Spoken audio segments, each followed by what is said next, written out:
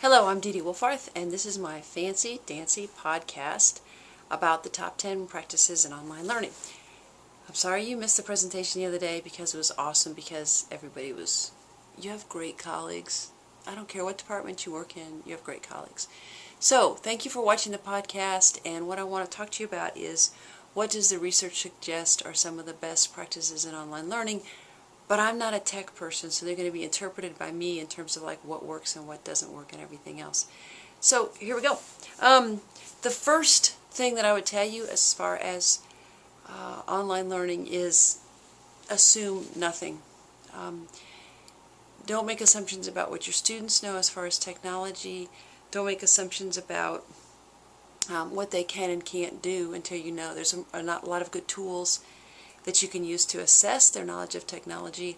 I don't care if you use one of those tools or not, even if you just make up a simple few questionnaires to ask them, survey kind of a thing, so you can assess adequately where your students are as learners as far as the technology piece. That's really helpful.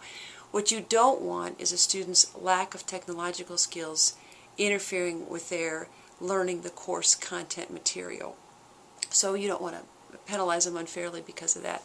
So a good assessment of where they are is really important. That's particularly important with a lot of good evidence to show that there's truly a digital divide, and that people of lower social economic status and people of diversity have less opportunity and access to technology and computers. To kind of drive that point home, when I was teaching a fully online class last year, one of my students, the only way that she could complete her online tests was to go to the church, the basement of the church behind her house, take her 3 kids in tow, and she had to go when the church office wasn't open, like what wasn't popular and, kind of off hours.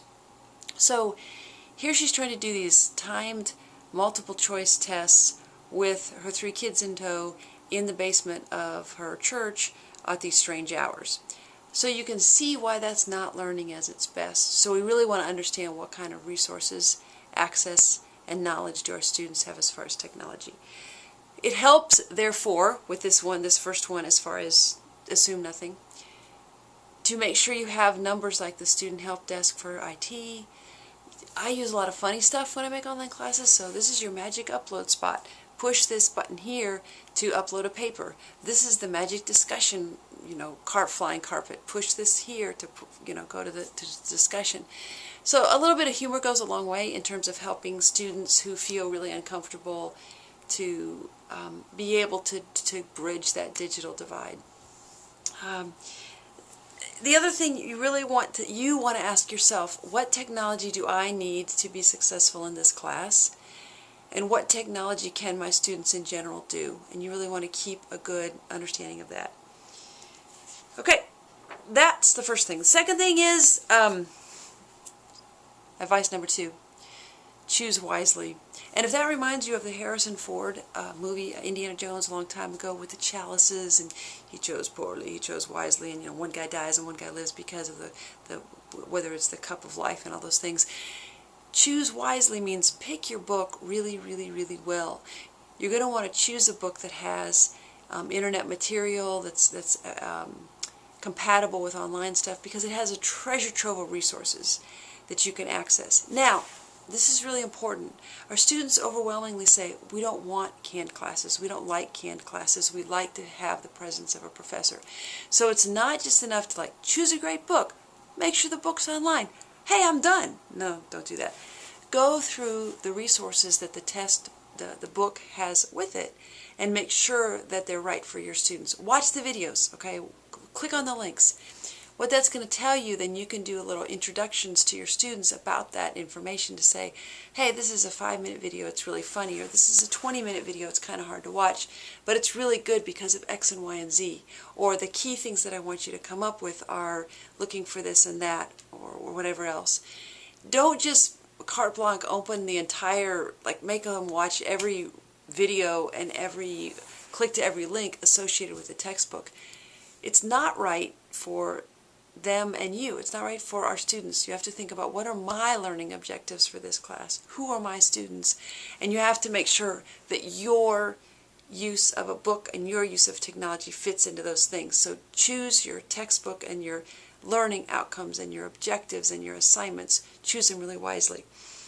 The research is really clear on this too. Don't just put your face-to-face class online. It's not just enough to like, oh, hey, this is great. I have a face-to-face class. I'm just going to Shazam, move it over to an online class. You really have to rethink how will those activities and assignments translate into a learning, to an online environment. And some will, and some won't. So you really want to be thoughtful about how you're converting to an online class. Now, relevant to that, just because you can use technology doesn't mean you should use technology. I know there's a zillion technological tools out there, and some of them are really cool. I was like, really cool, because I wanted to say wiki blog, and pretend like I knew what I was talking about. So I learned how to do wikis and blogs. And I was so excited because I wanted to tell everybody that I have wikis in my class. I'm so cool. And I found out that the wikis were a dismal failure for a lot of reasons. They had to exist within Moodle. They were hard to access. I'm not saying they won't work for your class. I'm saying what I needed them to do as a learning objective didn't work for me. So just because you can use technology doesn't mean you should use technology. Along the same lines, you have to be flexible sometimes and scrap it and say, that didn't work. I need to change that. And that's okay to say, that didn't work. I need to change that. Okay, the third thing is welcome everyone. Do an icebreaker, an online icebreaker. Have people participate in some way to introduce themselves. I give points for at the start of class. Post a picture of yourself. Get online, enter a discussion group, and tell something about yourself. And so I'm rewarding the behavior I want to see more of, obviously. But the big thing is I want students to connect to me as a professor and students to connect to one another as fellow learners. So they need to know who else is in their class. They need to understand that. So one of the first things I'll post is like, there's 27 people in this class, and they're all upper level, and they're all this major, or there's 32, or whatever there is, you know. So the students can get a good sense of like, who else is out there, you know, who else is, what kind of majors are these other people. Likewise, I do things to make things welcoming to students as far as I have some spots that they can post anything they want to. I usually call it the cafe, and it's a spot where they can post whatever they want to. I've also done in classes, I've called one space called the kitchen and one space called the living room. See, I was going with the Moodle room themes. Do you get it? Haha. So like the kitchen was for if you wanted to post stuff about that was work related, because you know you don't mess around with like junk in the kitchen. I hope you don't have knickknacks in your kitchen, right? I mean, the kitchen has to be practical. So the kitchen was really directly related to course content. The living room was related to, hey, do you guys want to get together on Thursday? Hey, does anybody want a dog? I found a stray, and that kind of stuff. Because the living room is where you kick back and hang back and talk with your friends. And that way there was kind of two levels of discussion. It also let me know, like, and you can work this out with your classmates, your students, is this going to be a discussion that you check into or not? Because the living room one, I didn't need to check into, right? You know, the kitchen one I do need to check into. That's about course content. So that's one way you can do it. There's lots of different ways. Well, this is kind of embarrassing, but yeah, but it works for me. When I taught completely online, I really pride myself in trying to memorize each student's name and something about them. So the only way I could do that online was I made a seating chart up. I know you're like, that's really stupid, Dee Dee, because they're not really sitting in a classroom. But I did just the same thing I do in every other class. I made a sheet of paper. I put names on it. I made little squares of where they were sitting. I talked about any demographic information they had shared, or any relevant learning goals, or what their majors were, what year they were at Spalding. And that way I had that level of information to be able to talk about, you know, who's Tiffany, who's Brittany, who's Jalar, who's this person. And so it was really useful to me to go back to it a lot, and so it was a useful tool. You know, you'll probably have something better technologically wise than what I had as far as a piece of paper, but you know, it worked for me. So another thing that's really helpful is you need to disclose a little more online than you would face-to-face, and let me explain why. When we're interacting with people face-to-face, they're picking up all sorts of cues about us. They're learning things. How do we dress? How do we look? What do we do? Da-da-da-da. When you're online, people don't know that stuff. They can't pick up all those clues. So you really have to be a little bit more deliberate about your self-disclosure, that you might talk more about who you are as a professor, or your teaching philosophy, or how you came to love the subject matter, or whatever else. Those things are really relevant and important. I'm not saying that you need to talk about, like, whatever, your catastrophic illness you had 5 years ago, or, you know, how your dog died of cancer, or whatever. I don't mean the kind of self-disclosure that's irrelevant to course content. I mean that you want to think about how do you self-disclose in a way that creates a relationship between you and the students and doesn't interfere with learning the course content, that can serve to help to get people to know you enough that they can trust you to do that. So you really want to think about that. I podcast a lot from my house. Okay, so these windows are like windows in our house. These are trees that are in our, whatever, our property. Students like that. They love that. They love when cats jump around. They love when kids interrupt, which is really often in this house. But they kind of like that. You know, it's kind of fun. And it's kind of fun, I guess, for me to be able to improvise when those things happen and say, oh, a cat just jumped on my head. Now I'm wearing a fur Russian cap and I'm going to keep presenting. So anyway, you want to think about how do you do that? How do you make people feel welcome? How do you build a relationship between them and you? Next one you really want to do, number 4, is you want to be present. This is a hard one. Spalding has his 24-hour response rule in that we are supposed to respond to a student within 24 hours of an email from them. That's not always realistic. I don't know if you heard me, but I said that's not always realistic. I can't always do that. So I put up front that my rule was going to be I would promise to respond to them within 48. My goal was 24, but I would promise to respond to them within 48. I know that's not the best practices, but I felt like I couldn't set out to say something that I didn't know if I could do. I mean, I really didn't know if I could do 24 hours just because things happen in life. What I found out that I was pretty good about was emailing students back within the 24, but saying, you ask a really thoughtful question. I can answer part A and B, but part C I need to think about. I'll have to get back with you on that. So they didn't necessarily get the full answer they needed, but at least they got enough answer to move ahead that my taking 48 hours didn't screw them up as far as their learning journey. You're going to need to negotiate that. So the whole idea of being present is how do you... Here's some other ideas. You want to have some online office hours when students know they can reach you. So say 6 to 7 p.m. Monday through Thursday or whatever. I'm making that up. But the students know that you'll be able to email really quickly back at those times. So you want to think about having that. You also want to think about your own time as far as... The research shows it takes about 100 hours to convert a face-to-face class to an online class. So when are those 100 hours coming from? Where are you going to do that? What I found for teaching an online class was, and I hate to say this, but it's just true. Like, I changed the sheets at the beginning of the 6 weeks, and I didn't get time to change the sheets on anybody's bed for 6 weeks. I know that's kind of gross. I know it's kind of nasty. I'm sorry. And my children lived through it. Child Protective Services did not remove my kids during that time. But the point is, it was a really, really busy 6 weeks. It was really hard to keep up with. I'll talk about that more in a minute. But what you need to do is to be as connected as you can with students, and that takes a crazy amount of time. I would really, literally open my inbox sometimes, and it would say, you have 111 new emails, and I just checked it like 3, 4, 5 hours ago, and I was kind of like, what? I can't, that's a mistake. Ezra did something wrong. He gave me all the emails, but it really wasn't a mistake.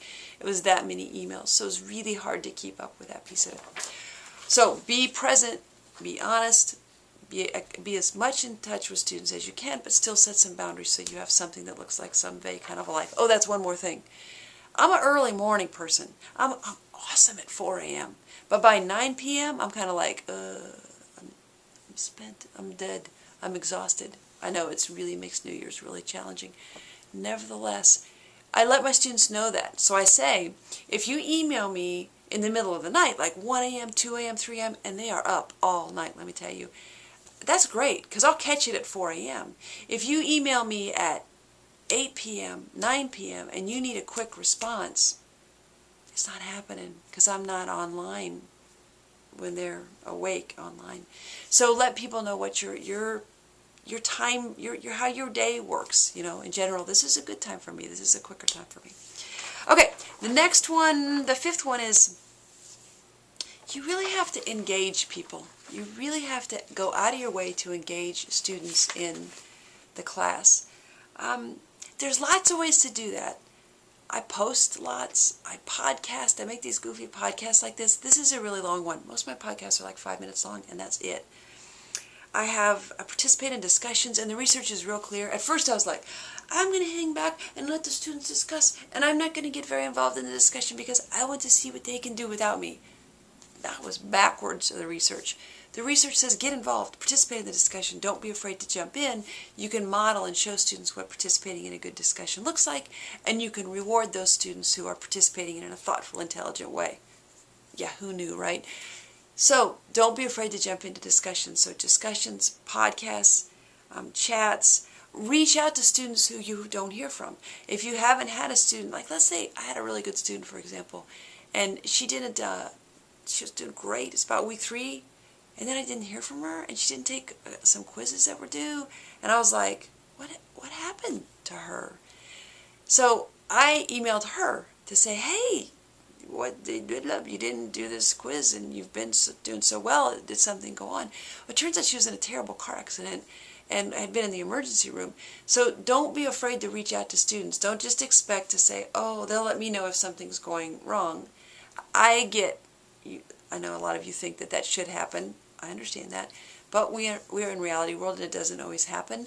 So in the online world, we need to make that extra effort to reach out to our students. So don't be afraid to send the first email. Okay. Definitely reach out to students with disabilities. I always ask people, do you have disabilities I need to be aware of? What are those disabilities? I make sure there's a confidential way they can share this with me. There's language reflected in my syllabus about that. I really go out of my way to try to connect with students with disabilities, so that's important.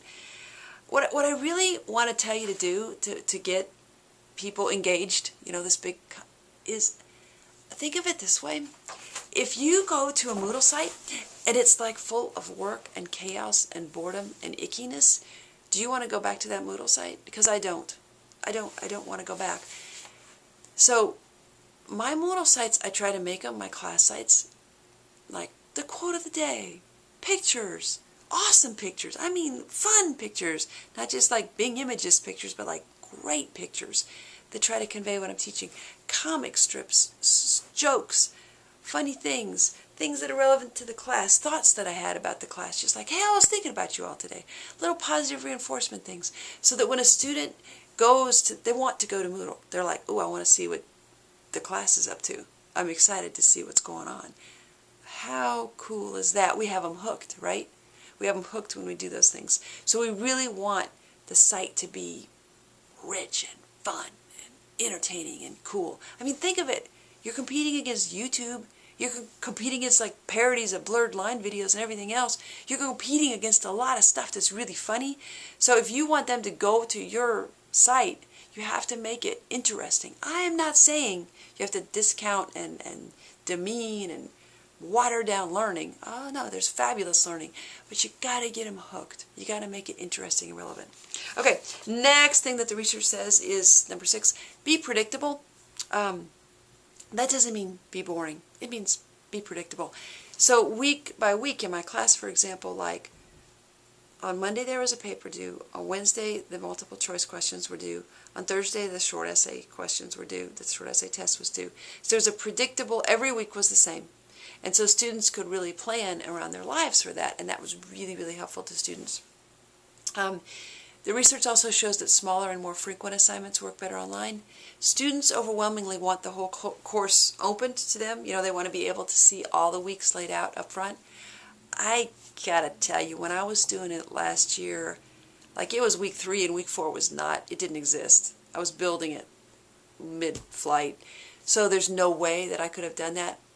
If I get to live life again, when I teach my next online class, which fortunately we always get chances to live life again as professors, I would definitely try to make as many weeks open as I could. Students like that. And in a sense, what they're doing when they're clicking on week 7 or week 3 or week whatever else, they're integrating knowledge. So why would we prevent them from doing that? Because we know that's one of those critical thinking skills, and we know that's a sign of a student who's really learning is how does week 2 connect with week 4. So we really, in general, in a principle sort of way, I think that's what we want to do. But back to being predictable. What I did was every week I made these videos called How to Be Successful in Class, and they were these little podcasts that were like, this week we're going to be covering infancy and toddlerhood. We're going to be talking about cognitive development in young children. You're going to be reading chapters blah, blah, blah, blah, blah, blah, blah. The best ways to be successful this week are blah, blah, blah, blah, blah, blah, blah, and blah, blah, blah. And we're going to have a discussion about blah, blah, blah. And don't forget to participate in this. And, you know, so the students knew up front what they needed to do. And it was a very predictable kind of schedule. And they liked that. Duh. We like the same thing, right? Okay, thing number, I don't know what number I'm on. I'm on number 7, apparently. Use pictures. Pictures really are worth 1,000 JPEGs. Pictures are awesome. Pictures matter, okay? Pictures are I use a week-by-week picture every week of the course layout, so that immediately you just look at a picture and you know if you're on the right week or not. I make sure that there's a picture on the top of the page so they know this is this is my class, this is the class. I use emoticons a lot to convey emotions because there's no other really way to do that, like, hey, I'm joking, wink, wink, wink. It's hard to do that without emoticons, so I do that with emoticons. I do a lot less words than a lot of other people on my Moodle sites. I try not to clutter it up with a jillion words. It's just much more picture-y. But think about it for a minute. If I was going to show you pictures or tell you about my vacation out to Oregon, would you rather that I give you a 1,000-word book, or would you rather I give you 10 pictures to look at of Crater Lake and the Pacific Ocean? You're right. You'd rather have the pictures. So would our students. So find those pictures that are the powerful images that teach some of the key concepts you want to teach and hold on to them there. Either create them, stage them, mind them, create them, whatever you need to do, but you can have some awesome pictures. Okay, number 8, be realistic. Oh, man. I messed this one up so bad. Be realistic means you can't do it all. I thought, well, we're not meeting face to face, so they have to do other things to make sure that we demonstrate that they're doing a lot of out of class stuff because this is so important, because I got to prove it up, right? Okay, you're going to laugh at me because it's really funny. Because what I had them do every week was they had to write a 3-page paper, read about 100 pages, do 3 multiple choice tests, and then do a long essay question test, and participate in 2 discussion groups, and watch usually like 4 or 5 podcasts or go to different links that I had set up for them on the web. Yes, that pause is saying, like, how stupid was I? Really? Was that realistic? No. It was stupid. Okay, you can't do it all. Choose your assignments really wisely. Don't make the same dumb mistake that I did and think just because you're not meeting face-to-face that a student can really realistically spend 14 hours a day on your class, because they can't. Okay. So, likewise, another thing about being realistic is looking for smart ways to save time. So, one of the things that I'm like super loving right now, I'm way digging, I got a smartphone this year, which is funny because I'm a dumb user of a smartphone. I don't have very many apps. I know like 1% of the capacity of my phone. Maybe not even 1%. I know 0.002%. Anyway, I do know that my phone lets you dictate. And I do know that I can dictate emails. And I do know that I can dictate texts. And so I do know that I can record feedback to students. And then once I have it as an email to myself, I can cut and paste it in Word or whatever else. That's cool. That saves me time. So use technology to your advantage, but don't think you can do everything. Be realistic about what you can do. Okay, number, I don't know, I think we're on 10. Make learning matter. Do active learning. The research is so overwhelmingly clear that active learning really helps people to learn. So think about that in terms of online. How do you make there be active learning in an online environment? How do you promote deep learning? You can do this. Problem-based learning, incredibly powerful. Case-based studies. I'm writing this book on these clinical case studies. It's going to be the awesomest thing you ever saw. I'm not just saying that because I'm writing it. It's really going to be cool. Because in the real world with clinical psychopathology, child psychopathology, which is my area of interest, kids with real serious problems, the diagnoses are muddy. The kids are complex. They're embedded in these systems. There's this complex interplay of family and culture and everything else. And so kids have files that are thick, thick, thick. And figuring out a diagnosis is tricky, tricky, tricky. So I'm creating electronic case files that are like the real world case files you get with kids that have failed mental health treatment, that have misdiagnoses, that have all sorts of blind alleys and dead ends. And you're going to have to sort through what does it all mean. So think about that. Okay, think about that assignment. I can ask tons of diagnostic questions, assessment questions, therapy questions, ethical questions, clinical questions, family therapy questions, everything else based on that data. That's a real world kind of assignment. Think about doing those things in your class. I don't care what you teach.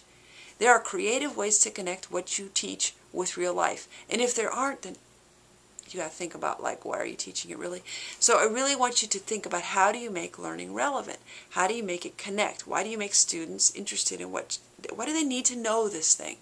Now, that's another story. I won't get started on it. Anyway, so some examples of this for me in like the psychology world, I'll videotape a whole bunch of different toys. Girls' toys, boys' toys, everything else. And I'll say, let's talk about gender stereotyping in toys. What kind of toys do you see? What kind of toys, what are the gender stereotypes of girls' toys and boys' toys? What do they promote? What ideas do they promote? What age kids are most susceptible to them? How do you know those things? What examples do you see of gender role stereotypes in 3 to 5-year-olds in our society? Okay, example like that. Or I'll walk into our kids' closet. We have awesome kids, by the way. We have 4 kids between 9 and 13. And if you walked into their closet right now, particularly right now because they're having it overnight and there's like 6 extra children here, if you went to their closet, you would be like appalled.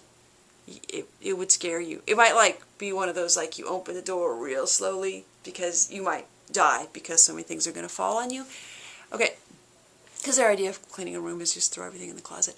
So one time for a podcast, I knew the closet was a disaster. And so I walked in with the podcast, videotaping it, and I was like, oh my gosh, look at this closet.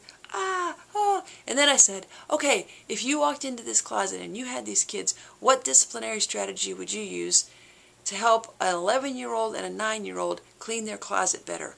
Would you use, what kind of disciplinary strategy or moral inductive reasoning strategy would work the best with those age children, and why? Okay, that's a practical kind of problem that I hooked him on the closet, right? They love the closet video. But then I got him thinking about things. So I have videos like puppets teaching about instrumental aggression and hostile aggression, and then they have to think through what's the difference. I have an awesome clip of my nephew interacting with my sister, and there's like 5 minutes of just great mom-child time. And I say, okay, what developmental principles were shown in those 5 minutes? Come up with as many as you can and talk about which ones, what did you see the most of and what did you see in terms of the developmental ideas in that video.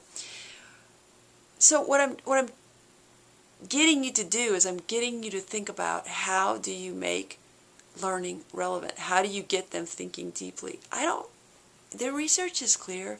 People learn as much in an online class as they do in a face-to-face class. So I don't buy that you can't teach your subject online. I would have said that a year ago. I would have said, well, I teach psychology. It's relationships, face-to-face. Man, we can't teach it online. I would have been wrong. The research is clear that there's not a single subject that necessarily can't be taught online. We just have to be creative about thinking about it. Likewise, you can make your subject relevant and you can encourage deep thinking and critical thinking in your class.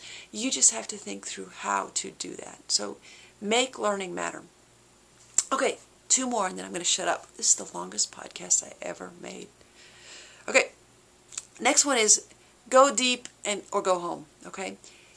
Push past the thing about, like, when they post, they say, oh, I agree with Tiffany. She's so awesome. She has great ideas. I couldn't have said it better. Well said, Tiffany.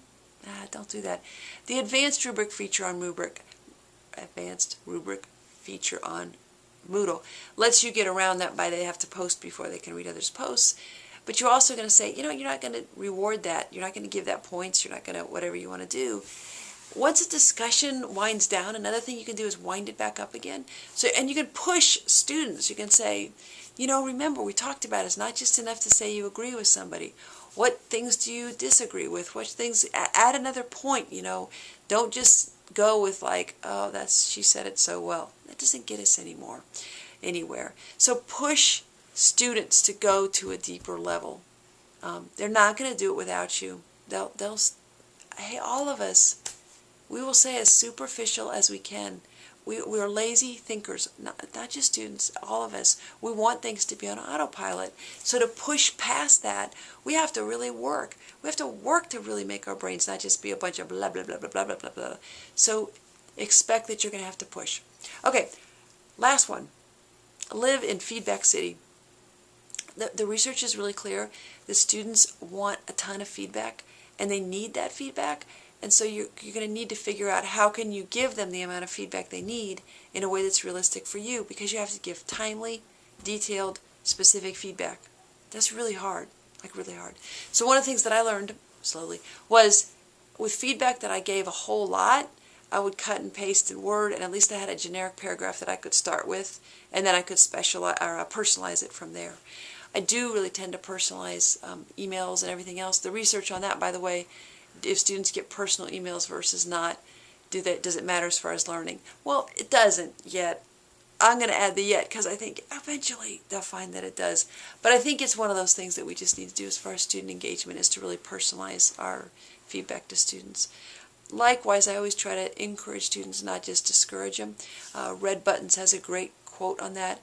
He says, I believe we were put on earth to build, not to destroy. And I feel that way with students. It's not my job to destroy. I can give hard, difficult feedback, and I do it all the time. But I also want to talk about what they're doing well, not in a fake way, in a good way, or what they can do to improve, and to give them a roadmap to do that, and to say, hey, I care about you enough to give you the hard feedback. So they need lots of feedback, whether it's discussion groups, whether it's papers, quizzes, they need that. I'm really try hard to give people feedback, even just to say, hey, I got your paper. I'll get it graded by blah, blah, blah, 24 hours from now or 48 hours from now. Look for it Monday morning or whatever else.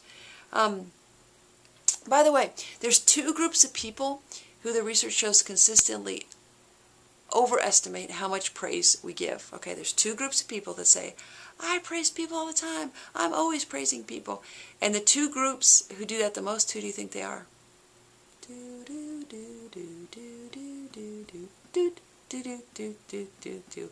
You're right. It's parents and teachers. We always are saying that we're praising students or children, and we don't. We really are bad about it. If you don't believe me, go ask my kids. Ask them how many times I praised them today.